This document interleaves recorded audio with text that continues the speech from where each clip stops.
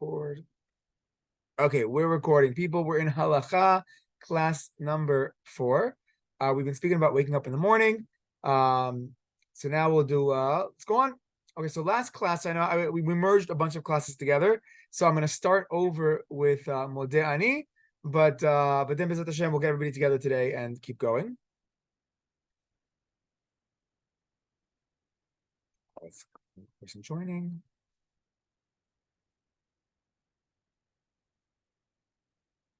Okay, awesome. Awesome. Okay, good. Give it 30 more seconds.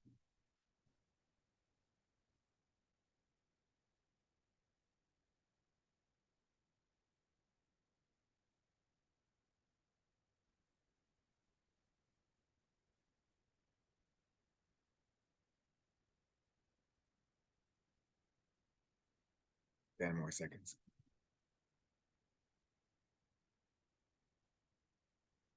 Okay, awesome, people. Those that just joined, put your name in the chat right now for attendance. Put your name in the chat. And so like I said, we're now merging a bunch of classes together for the Zoom version. So we're going to start over with the laws of Modeh Ani, and then B'ezrat Hashem, we'll get a little bit into Netilat Yadayim. I have my little Bar Ilan mug over here, and we'll do maybe some hand shows. Okay. So we spoke last week. We've been talking about waking up in the morning, how to wake up like a Jew, how to wake up with excitement to serve God, and I'm alive and I'm awake, and thank you so much. And then we start to speak about Modeh Ani, that the first words that come out of our mouth when we wake up in the morning is we say the words Modeh, thank you, Modeh Ani lefanecha, Melech Chai v'Kayam. I praise Hashem, who's the King of the world. Now we actually don't say Hashem's name; we just call Hashem King. Shechzarta bi nishmati bechemla. That God compassionately gave us back our souls. Now, what does that mean, that God compassionately gave us back our souls? Like, what's that all about? So, Kabbalistically, the Kabbalah says when we go to bed at night, our soul goes up to heaven and gets rejuvenated. Our bodies physically get rejuvenated, our bodies physically rest, but it's a spiritual idea that every single day the soul goes up. There's a little bit of judgment. We have 3 times in our life that we get judged. We have the mini judgment every night. We have the yearly judgment on Rosh Hashanah that goes until Yom Kippur if we're the Benoni middle people. And then at the end of our life, though, after we pass away, we have the big day of judgment. But every night there's a kind of like a mini judgment going on in the heavens. And then our soul comes down. Hashem decides it's worth it for us to be here for another day of life. And that's when we wake up in the morning and we thank God. Shechzarta bi nishmati bechemla, with compassion. And then we close off Rabba emunatecha. Okay, people, Rabba emunatecha. What does that mean? Rabba emunatecha? Eliana, Rabba emunatecha. What does the word Rabba mean? Many, a lot. Harbe, Rabba, a lot. What's emunatecha? like faith. Emuna is faith. What's emunatecha? Not sure. Ruthie, emunatecha? Like belief. Okay, that's emunah. What's emunatecha? Like your belief. Your belief, your faith. So what does it mean? Great is your belief. Great is your faith. What does that mean? Any ideas?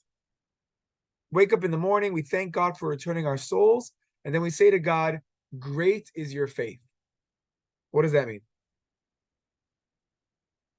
People, don't be worried to unmute yourself. If you go at the exact same time as somebody else, that's okay. We'll get to everybody also as well. So don't get too excited, but get out there. What does it mean? Whose faith? Whose faith? Great is your faith. I was talking to the students today. I taught the class today in the Israeli version where people like asked the exact same question and people were actually like responding. So I'm like, how come on Zoom people don't respond? So the ladies this morning told me that when you actually answer on Zoom, your video goes like on like close up and like nobody wants that. So apparently that was the movie. The truth is, on my screen, that's not what happens. You guys are like one big box of boxes, and you just get like a little like yellow outline on my screen. But a lot of other people, like, you pin the video. So that was my understanding. Is people worried there might be something in their teeth or something like that. I actually just got back from a Sheva Brachot. One of our alum from a couple of years ago just got married. She had a Sheva Brachot. That's why I was late, so I apologize, people. But it's if I have a little bit of like spinach in my teeth or something, it was Sheva Brachot. It was like very nice. So Rabba emunatecha. You see, you can make funny jokes. People can laugh at you a little bit, you know. Like, you make fun of yourself a little bit. It's okay. You know, you lighten up a little. Rabbi Munatecha. What does it mean, Rabbi Munatecha? Anybody have any idea? Thank you, Hashem, for giving me back my soul. Great is your faith. Like, what in the world are these words that we say when we wake up in the morning? Okay, two ideas. Idea number one, great is your faith, meaning our faith. But the fact that God, thank you for waking me up in the morning, thank you for being alive, and I have great faith in you, God, and I'm ready to do big stuff. That's one approach. But that's not the mainstream approach. The mainstream approach is we wake up in the morning, we thank God, and we say, God, thank you for your great faith in me. Rabba emunatecha means that God has massive faith in us. So the last 20 years, like in America, people have gotten really into self-help books. They've gotten into like mental health, these like good buzzwords in America. The base for mental health, the base for that is to actually have somebody that believes in you. Every morning we wake up in the morning and we say, wow, thank you, Hashem, that you have faith in me. You know, those of you, Bezrat Hashem, always should be able to get married in the right time, say amen, and you're gonna have beautiful children, Bezrat Hashem.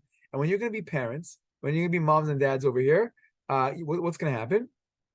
The first thing you want to do is you want to give your kid a lot of love, a lot of support. We're not gonna be helicopter parents where we let them stumble a little bit, but you want to give them a certain amount of love and support and emunah that they feel good about themselves, that they're gonna have, we say in Hebrew, bituach atzmi, they're gonna have self-esteem to be able to step it up.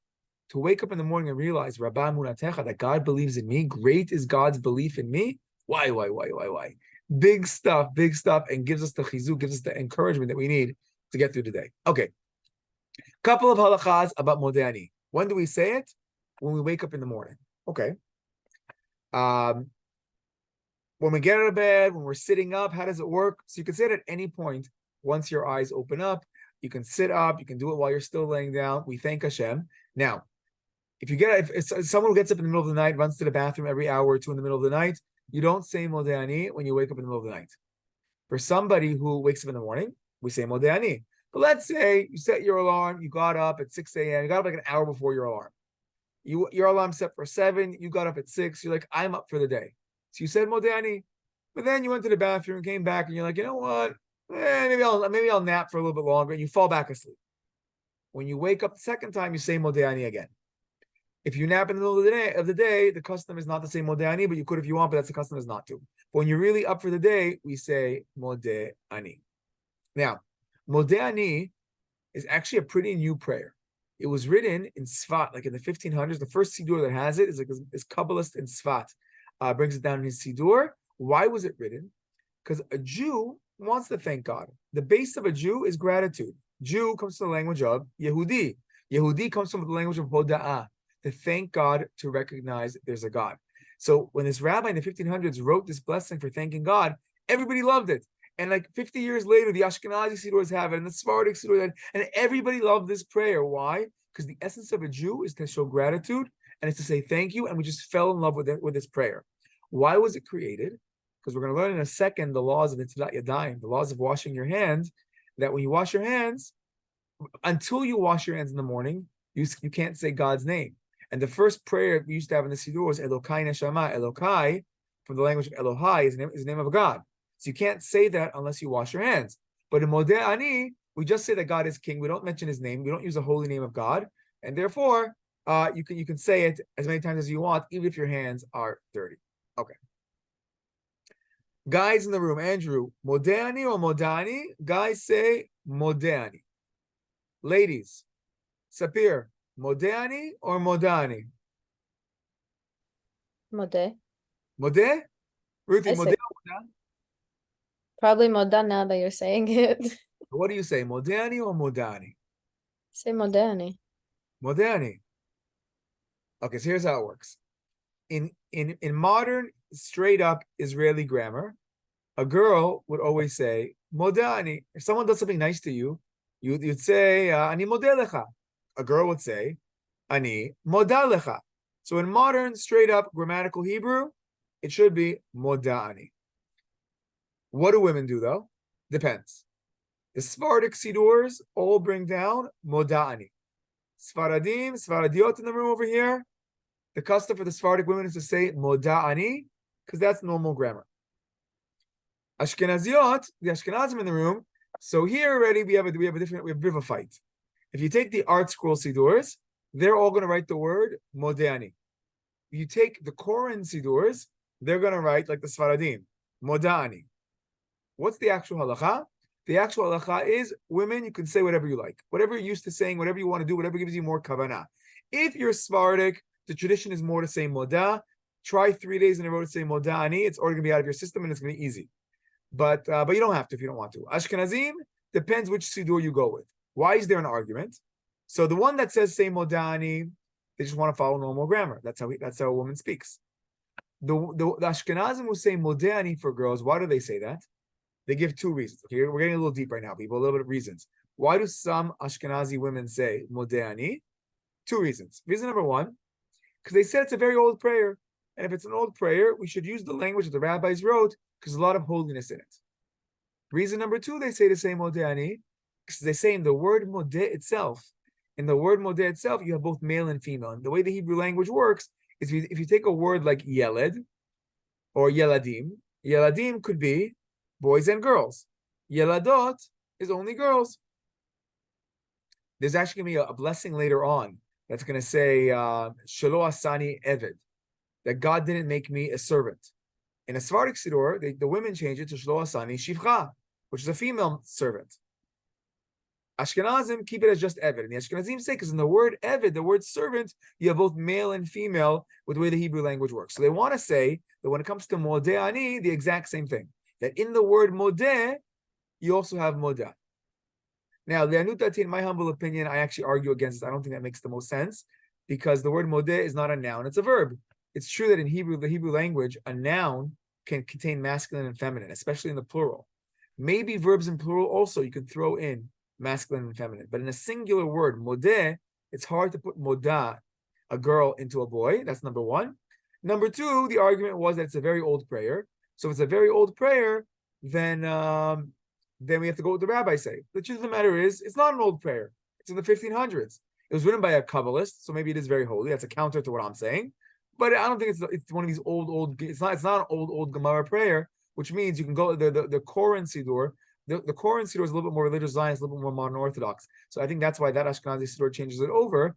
And also, we are at Bar Ilan. If we get a little bit academic, the reason it could be why the Siddur never said Modah is that for many, many centuries, women weren't the most literate in reading, especially in the Sephardic countries. But even in the Ashkenazi countries, if they were reading more Yiddish, much less Hebrew. So that's why the Siddur never had Modah, and that wasn't necessarily what they were saying in the morning. They were probably saying it in Yiddish, thank you, in whatever language they spoke.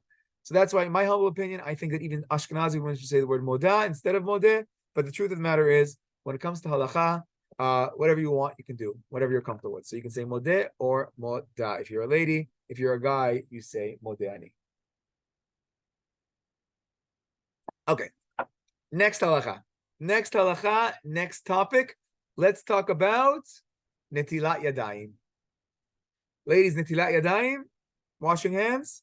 Actually, modeh ani, we'll go back for 1 second. It's one of the first things we teach our kids when they're little, to learn how to say thank God. Netilat yadayim, the custom is that we wash our kids' hands. It's a beautiful custom that when a baby's born, take a little cup of water, and right after he's born, wash the baby's hands, or she's born, wash the baby's hands, and whisper into his or her ear, Shema Yisrael, beautiful custom. Okay. Netilat yadayim. What does the word netilah mean? Anybody know? Netilat yadayim? Zoe, netilat yadayim? To wash. To wash. No, netilat does not mean to wash. That would be shtifat yadayim, vechitzat yadayim. But no, netilat does not mean wash. Other guesses? Purify. Purify. No, not purify. Ben, what do you think? I also said purify. Also purify. Double purify? No. That would be letaher, tahor, letaher. No, not purify. Okay, there's one other mitzvah that Ashkenazi women and all men make a bracha and has the word netilah in it. I mean, you know what it means? Which is one other mitzvah. Netilat lulav, beautiful, Andrew. Netilat lulav. What does netilat lulav? To wash the lulav? Anybody's like scrubbing down the lulav? What does netilat lulav mean?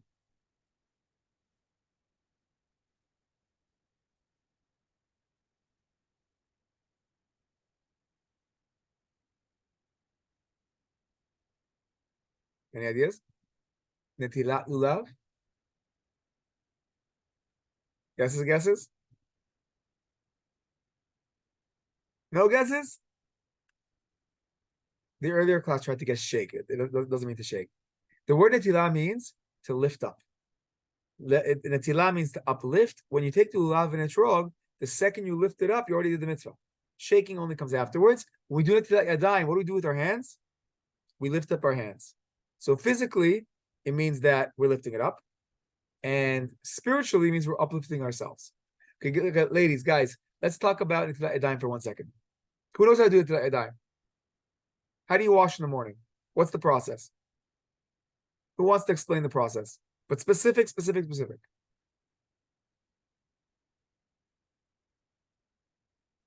You guys probably have seen this before. How do you wash your hands in the morning?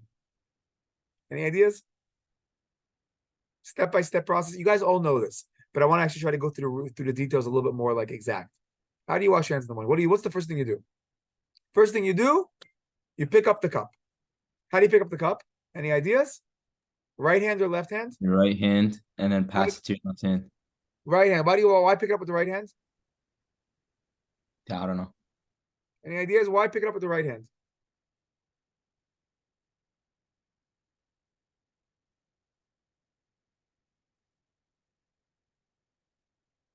Right? So we have 2 reasons why we do things with in Judaism, we like to do things with the right hand. Why? 2 reasons. Reason number 1, it's the stronger hand. And when we do mitzvot, we want to say, wow, we are doing mitzvot and we're proud of doing our mitzvot. So we pick it up with the right hand. Then what do we do? Like Ben said, we pass it to the first time we pick it up with the right hand, then we fill it up. We pour the water in, we fill it up with the right hand. We want to try to have a cup. If you don't have a cup, if it has a handle, even better. But even if there's no handle, you want to get a cup. If there's no cup, we'll go to the faucet, but then we're going to learn probably next week. It becomes a question about if you make a bracha or not. You pick up the cup, awesome, right hand. Then what do? You pass it to the left hand. And then what do? You have a full cup of water in the left hand. You pour onto the right hand, pass to the right, pour onto the left, pass to the left, pour. You do it back and forth until you've done it 6 times total, 1 on each hand, but you go back and forth. That's how we wash your hands in the morning. But we start with the right, pass to the left, pour on the right the first time. A second reason why we start with the right hand. So reason number 1 is to use the stronger hand. Reason number 2 is Kabbalah. Kabbalah 101. Kabbalah 101. We have a right side and a left side. The right side symbolizes kindness, chesed. Avraham corresponds to the right side. The left side symbolizes strict justice. It's much tougher. Yitzchak corresponds to that. And the synthesis in the middle, we have Yaakov in the middle, who takes from both sides. But we always want chesed, kindness, to win over against justice. Because we mess up a lot, and we don't want God to punish us. So we try to go with the right side, and therefore we try to always do mitzvot with the right hand. So we pick it up with the right hand, but then we pass on the left, pour in the right first. Okay. Why do we wash our hands in the morning?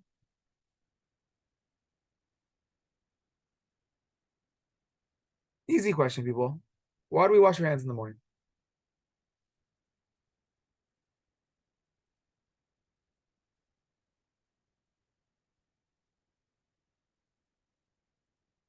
Charlotte, custom to wash your hands in the morning. Why wash your hands? What's it all about?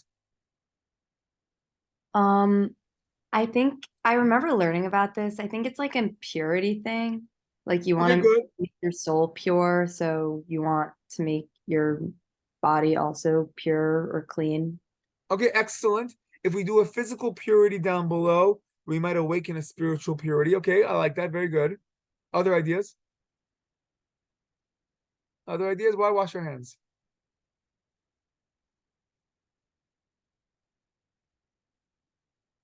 Andrew, washing hands? What's the purpose? Ruthie, what's the purpose of washing hands? Purity is good. That's one reason. That's a little bit deep. I want a little simpler. A little more simple. A little more simple. Zoe, what simple reason why to wash your hands in the morning? Simple. To be clean. To be clean. Excellent. Okay, good. So there's different levels for why we wash. The base level for washing our hands is to be clean, hygienic. And the truth is, I think a lot of times when people teach halacha, they skip over the simple reasons because they want to jump to the spiritual, the deep ideas, and the Kabbalah, and all like the deep stuff. But on a simple level, it's about being clean. And interestingly enough, I learned these halachot for many, many years, and didn't realize how important or how realistic the real answer, the simple answer was until Corona hit. And then once Corona hit, what happened? All of a sudden, all the laws of Netilat Yadayim applied again. Don't go a distance of like four amot, like 6 feet. That's a halacha when it comes to washing hands. Don't touch your nose and your eyes and anything. That's another halacha. It's like all these laws of hygiene. I actually was watching one of these like late night comedy shows, and he's like making a joke. He's like, I don't understand. The laws of Corona are like the exact same laws of the 1600s and the 1400s. Like, have we learned nothing at all? But if you actually look at the laws of halacha, you're like, whoa, this really is hygienic.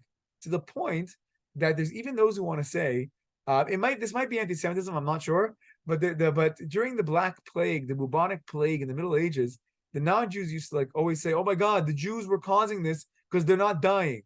So some historians today say that it's a blood libel and it's fake and we died also. But it seems to me there was this big rumor going around that Jews didn't die as much from the plague. We did die from the plague, but not as much. How come? So one of the main answers everybody gave was that we washed our hands. We always made sure to wash our hands. In the old days, especially, not even that long ago. You know, if somebody here was born 70 years ago in the Soviet Union, to get to a shower every day cost money at the wait in line. It wasn't easy. You know, it's only 70 years ago. I have a guy in my neighborhood who's Ukrainian, and he was telling us stories of how he used to grow up over there. It wasn't so simple. So to have a halacha, you have to wash your hands every day. You have to go to the mikvah. Women go once a month to the mikvah. Even men would go for purity purposes before Shabbat and things. That already was a level of hygiene that might have protected us from getting sick. The Rambam, Maimonides, who lived himself in the 1200s, 1200s, he gives a different reason. He was living close to the plague. He was living during the plague times. He said, why did Jews die less? So he at least believed Jews died less. He said because of kosher food. Because when we checked the animals, we'd slaughter the animals, we'd wash them. We'd put salt to disinfect things and just made things healthier. So sometimes the base ideas of health, you know, we've moved in hygiene. We've the last 50 years, doctors only started wearing gloves, I think, like 80 years ago. But we've moved so far ahead in hygiene so quickly that we don't realize the world was in a place where people weren't doing this. So on a base level, we wash our hands to be clean. The Rosh, you don't have to know names, one of the early commentators, the early poskim, he writes that when you sleep at night, you start touching, the areas that are sweaty and smelly and stinky and things like that, and that starts spreading germs and bacteria. You have to wash your hands. He also says, now he starts getting into the ideas of purity, like what Charlotte was saying. We also want to purify ourselves physically, but also spiritually. Before we're going to pray to God, before we're going to serve God for the day, we want to thank Hashem, and be pure and do it in the right kind of way. There's even a halacha nowadays. You're supposed to brush your teeth, but when you wake up in the morning, for hygiene, but also because you want to be pure when you talk to God. You don't want to talk to God with all that morning breath in your mouth. You want to we're talking to God. We want it to be a little, not that God smells our breath or cares about our breath, but there's still an idea that we want to do it right. Okay, that is one opinion of why we wash our hands. Then there's another opinion. We have the opinion of the Rashba. The Rashba gets a little more mystical. So we're going to see in every opinion that we say right now, we're going to turn it a little up, a little bit more deep, a little more mystical. Says the Rashba. Why do we wash our hands? Because he says that every night, our soul goes up to heaven. And when the soul comes down, it's kind of like being reborn again. It's kind of like a certain rebirth. Hashem decided for me to be alive. And that itself is okay. Water. Let's talk about water for a second. Sapir, you know what a mikveh is? Why do people go into mikveh? For To make purity. them pure again. Yeah. Okay, good. How does going into a mikveh make you pure? Doesn't it get rid of all the dirt? And it's also like a spiritual Good. So effect. physically, okay, good. Physical corresponds to spiritual. I like that stuff. Great. But let's get symbolic. Spiritually, how does dipping yourself in a mikveh make you pure? Symbolically. I mean, let's try to think what's the idea behind it? It's true that physical actions awaken spiritual. That's true. But let's try to think, is there something symbolic about immersing your whole body in water that symbolizes purity? Any ideas? Let's think a little bit.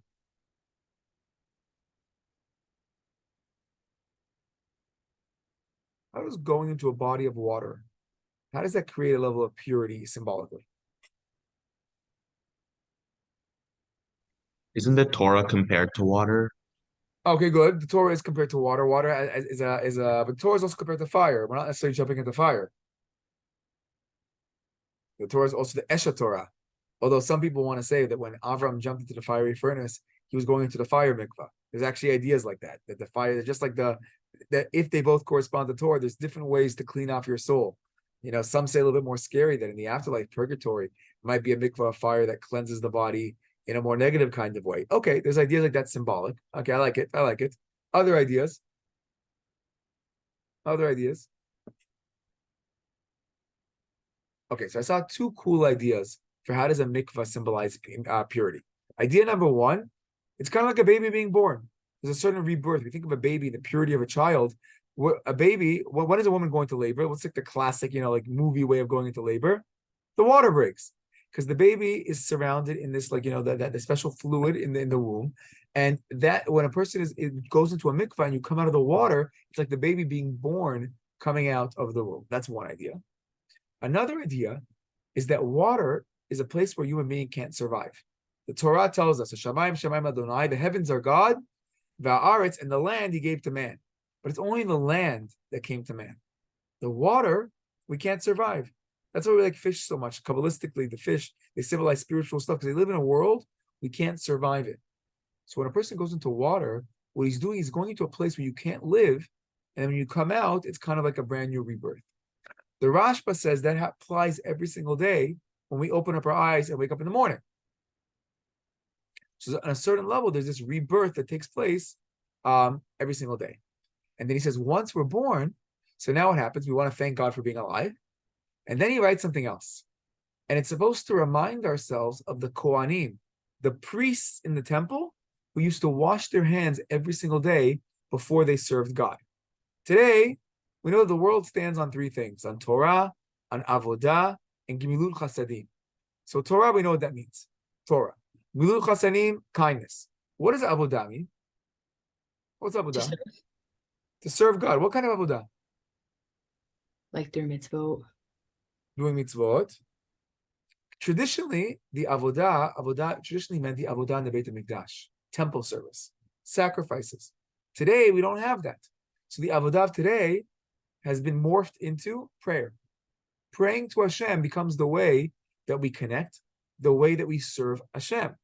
In the temple, we used to wash our hands before serving God. Today, we replace the temple service with our prayers. Truthfully, even in the temple, we prayed in those days too. There were shuls back then also. But prayer is like equivalent to serving God. So just like the Kohen used to wash his hands before he served God, we wash our hands before we serve God. Now that's like a really big deal for all of us. So any Kohanim in the room? Any Bat Kohens in the room? Kohen or Bat Kohens? So I'm like a simple Yisrael. As a simple Yisrael, I could never serve in the temple. I could buy a sacrifice, have a Kohen serve for me, but I could never serve. But today, when the prayer is our main service, we actually act like Kohanim. So it actually gives a lot of strength to serve God. Okay. That is opinion number 2. Opinion number 3. Why do we wash our hands? So this, opinion 3 is actually 2 branches to it. A little more Kabbalistic. It says in the Gemara, and the Zohar takes us to much further levels. Says the Gemara, a person should not touch his nose, his ears, his eyes, his mouth, other openings in his body because of Ruach Ra'ah. What does Ruach Ra'ah mean? Ruthie, Ruach Ra'ah. Like evil spirit. Good, like evil spirit, a bad spirit. Some learn it literally, some learn it like physically, like bacteria, take it back to the corona ideas. But most learn it mystically, that there's some kind of impurity, a spiritual impurity that takes place that we have to get rid of. Where does that impurity come from? So here the Kabbalah explains it in much deeper length. We said every night when we go to bed, our soul goes up to heaven. Even for just a few seconds, the soul goes up. What happens when the soul goes up? The Talmud teaches us that when the person is unconscious and he's sleeping, impurity enters the body. What's the most impure thing in Judaism? What's the most impure thing in Judaism? You know, A dead body. a dead body, beautiful. Next, excellent stuff here. Avi avot tuma. The highest level of impurity is a dead body. Why? Because the soul, the human being's soul, is the greatest, most kedusha in the world. It's the greatest holiness. And whenever you have a void from a great holiness, it gets filled. The yin and yang gets filled with the impurity. So what happens when the neshama leaves? So then we have the soul down below. We have an empty body below that used to have a soul. So the impurity comes in, and that's why a dead body is super impure. Here in Eretz Yisrael, here in Israel, in cemeteries, they build them in ways. Till today, a kohen, any kohen, there's no kohen, any kohen is not allowed to go into a cemetery. But in Israel, they actually build pathways in the cemetery so that kohanim can walk, and they make the first row of graves kohanim, so they never have to walk there, but they can see it from the main road that's like built inside the cemetery, because they cannot, until today, you can't get close to a dead body. Now, there's a principle in the Gemara that sleep is a 60th of death. It's a little bit of a taste of it. When the soul goes up, the body is like semi-empty. Not all aspects of the soul go up, that's why we still stay alive, but enough of the soul goes away that it's replaced with a certain level of impurity. Then the soul comes right back in when we wake up, or at some point the soul comes back into the body. And what happens? The soul squeezes out the impurity, and what's left is impurity in the fingers. The fingers are one of the more holier areas. It's where we do our mitzvot. The Kohanim bless us with the fingers. Some people have the custom, some Sfaradim and some Hasidim. They'll kiss their rabbi's hands, they'll kiss their parents' hands when they give them bracha, because the hands have a certain level of kedusha to them.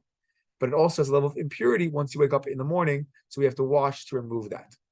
So there are 3 different layers to why we wash our hands. Okay. Let's now get a little bit more nitty-gritty. Says the halacha.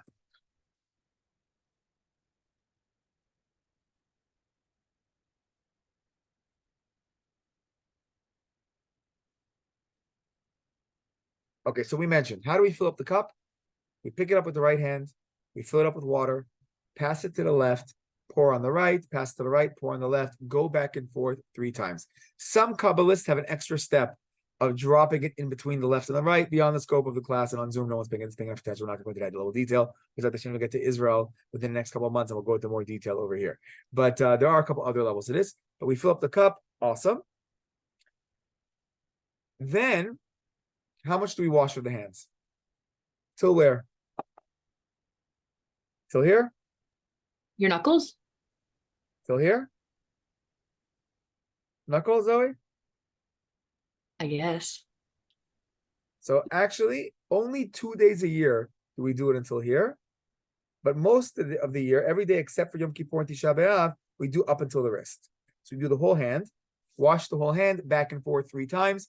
There are some people, some Ashkenazim, have an old school custom of washing 4 times. Anybody do that? 4 times in each hand? We have any 4 times in each hand, people?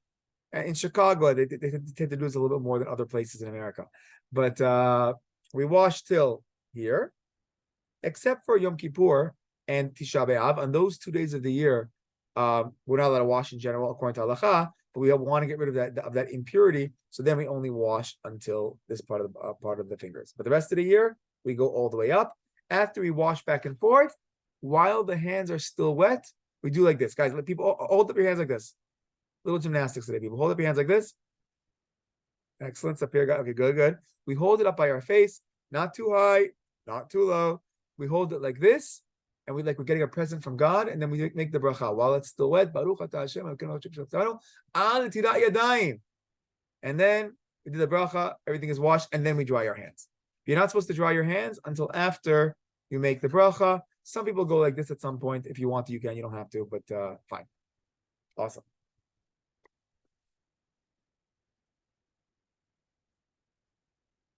Now, normally, when we do a mitzvah, yes, up here. How come Ashkenazim wash their hands 4 times and Sephardim do it 6? No, no. Sfarim 6. No. Some Ashkenazim do 8 times in the I morning. heard they do 4, like 2 and 2. Sfaradim in the morning do 3 and 3. Yeah, and then Ashkenazim do 4 and 4. Ashkenazim do 3 and 3. Some Ashkenazim do 4 and 4. Most Ashkenazim do like the Sephardim 3 and 3 when you wake up in the morning. Some do 4 and 4 because it's to get rid of the water that became impure. When you wash for bread, there are different customs. When you wash for bread, well, you don't go back and forth. You do 1, 2, 3, 1, 2, 3. Sfaradim do 3 and 3, and there many Ashkenazim do 2 and 2. So the 4 is probably coming for the bread. For bread, you'll do some Ashkenazim will do 2 and 2, but even there, many Ashkenazim do 3 and 3, also like the Sfaradim. Depends where your family came from. Yeah, Zoe. Thank you. I thought you're not supposed to make brachas like in the bathroom. Right, good. Walk out of the bathroom, or if you have a sink outside of the bathroom. Really, if you have a sink that's not in the bathroom, like a kitchen sink that's next to your room or something, that's more ideal than washing in the bathroom. If you're washing in the bathroom, you have to walk out and make the bracha outside, but don't dry your hands yet. You walk outside while it's still wet, make the bracha, and then wash your hands. Okay.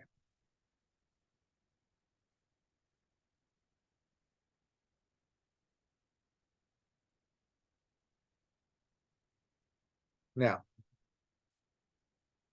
most of the time when you do a blessing before you do the mitzvah. So, like for example, before we blow the shofar, we make the bracha to blow the shofar. Before we pick up the lulav and etrog, we make the bracha on tilat lulav. But when it comes to the tilat yadayim, the order is reversed. First we wash, and then we make the bracha. So the question is why? Why do we flip it by tilat yadayim? Don't some people say that drying is part of the mitzvah? No, most will say keep your hands wet. So once it's still wet, we're still involved in the whole system. And if you dry it, then you might have lost it already. But even though halacha is that if you did dry it, you could still make the bracha afterwards. But we try not to do that. We try to keep our hands wet so it's still part of the whole process. But it's much easier just to make the bracha before the process. Just make the bracha first, like we do with almost every other mitzvah. So why make the bracha after we wash our hands? So to answer that, they explain. Isn't it because you can't say Hashem's name first? Exactly. Because why are we washing hands in the first place? So we can be pure to say God's name. So I can't say God's name till I wash my hands, and then once I wash my hands, I keep it wet to be still part of the process, and then we can make the bracha. Okay, awesome. And like we said, don't touch different parts of your body until you make the bracha. It could be physical dangers, it could be bacteria and things, or it could be spiritual dangers. A beautiful idea from the Kaf HaChaim. He writes, what does it mean don't touch your eyes, your ears, your nose, your mouth before you wash your hands? He says, because before you purify yourself and get ready to serve God, you could make a blemish in your eyes or in your mouth or your ears for that day. And they give a nice example. People come to Eretz Yisrael, you go to the Kotel. So a lot of people go to the Kotel and they touch the wall, and all of a sudden they start crying and they get so moved. Other people go to the Kotel, touch the wall, nothing really changes inside, or not at least openly. What's the difference? How come one person touched the wall and something big happened, the other one didn't? Sometimes someone goes to a class on Torah and they get so inspired, and like their friend is sitting right next to them is like not paying attention, sleeping through the whole class. Like, why the disconnect? So the Kaf HaChaim says, what did you do in the morning? Did you touch your ears before you washed your hands? Because if you did, that could put a layer of a blockage for the day, that you listen to the same Torah as somebody else, but you're only going to be hearing wah, wah, wah, wah, wah, wah, wah, and you're not going to be hearing the actual words that are coming out. But if a person washes, and same thing by touching the kotel, same thing with our eyes. What do we see? What are we looking at? How are we seeing things? Could have an effect if we purify ourselves first and get ready first. Ideally, if people are wearing like a ton of rings and stuff like that, ideally you should take it off before you wash your hands. But there is a leniency for ladies who always wear the same ring and never take it off. There is a leniency for the morning washing of the hands, but for bread, you're really supposed to take it off. When it comes to little kids, we teach our kids from a young age to wash their hands. We'll even teach kids to wash their hands even before they understand why they're washing their hands. And we're even going to wash it for them when they're really little. Why? not that you're obligated from education, but because we want our kids to be pure. So therefore we do our kids at a young age. Now, another halacha, when it comes to food, you shouldn't touch food or even holy books before you wash your hands in the morning. If you touched an apple before you washed your hands, you're really supposed to wash the apple 3 times afterwards. If you touch something like bread, you can't wash bread, it ruins it, then you don't have to worry about that. You can eat the bread afterwards if you want to. Okay. Yes, Safir. I also I understand that also leaving a cemetery, you also have to do Netilat Yadayim, but do you Yes. have to say the prayer? No. We It's only make like it Netilat wash- Yadayim in 2 times. We make it Netilat Yadayim when we wake up in the morning, not after a nap. We wash our hands after a nap, but we don't make it Netilat Yadayim. And the second time you make it Netilat Yadayim is before bread. Those are the 2 times we make it. Every other time, there's a lot of other times when you're supposed to wash your hands. After you cut your nails, you're supposed to wash your hands. If a person goes into a cemetery, like you said, you're supposed to wash your hands. So we have a bunch of halachot. You get your hair cut, you're supposed to wash your hands. There are certain things that we do that's supposed to lead to washing hands, but without a bracha. Thank you. The only times we make a bracha again is waking up in the morning and before bread. And there are different netilas, we wash in different styles. Okay. Now, because of the Kabbalah, we wash the 3 times or the 4 times back and forth. That's supposed to be the mystical way to get rid of the Ruach Ra. Let's end with one more question. Let's end with a question. So we said we wash our hands because we want to be able to say God's name. We want to be able to pray. We can't say everything without God's name. But there's one big problem with everything that we said until now. Because everything works out well. We go, we wash our hands, we make a bracha of Netilat Yadayim. All that makes sense unless you have to go to the bathroom. Because if a person has to go to the bathroom, their body's not called pure until you go to the bathroom. So how could you make a bracha until you go to the bathroom? So therefore, the big difficult question of Netilat Yadayim, which we're going to talk about next week in more detail, is most people when they wake up in the morning have to go pee-pee. They have to go to the bathroom. So if a person has to go to the bathroom, how could you make a bracha on Netilat Yadayim, or how could you wash your hands? What do you do first? Do you go to the bathroom? Or do you make Netilat Yadayim? What about not touching parts of your body? How do we deal with that? That's the big question for next week. And we're going to see how the different opinions that we said until now are going to juggle and have different approaches to how to deal with that question. Any questions? Questions? Awesome. Thank you, everybody. If you didn't sign in the chat, sign in the chat. Have a Shabbat Shalom. A beautiful, beautiful, beautiful Shabbat. Thanks, you too. Thank you. Thank you. Bye. Bye-bye. Thank you. Shalom. Thank you.